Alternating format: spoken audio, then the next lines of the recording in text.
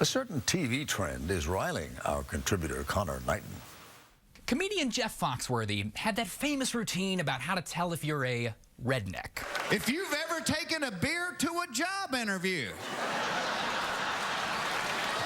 you might be a redneck. If you can burp and say your name at the same time, You might be a redneck. Well, these days, there's an easier way to tell. If a cable television network is profiting by showing how backwards you and your family are, you might be a redneck.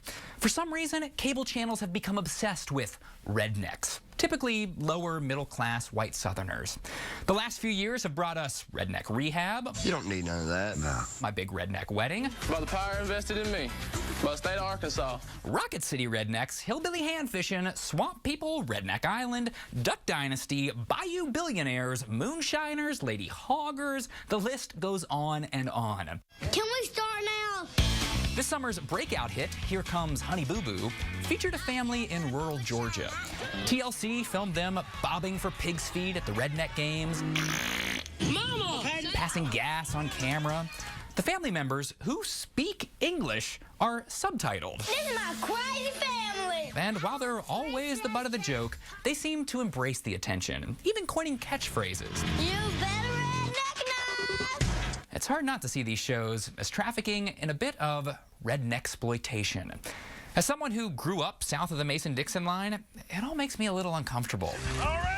I mean, on one hand, I do know people like the stars of Hillbilly Hand Fishing, and I do think it's interesting to see them represented on TV. But most of the people I know aren't anything like that, and I worry that the recent explosion of these types of shows perpetuates outdated stereotypes. And I'm not the only one. My home state of West Virginia denied a tax credit to MTV's upcoming series Buck Wild, fearing that the show would portray West Virginians in a stereotypical, derogatory manner. I understand their concern. Based on cable's other offerings, they may have redneckized a trend.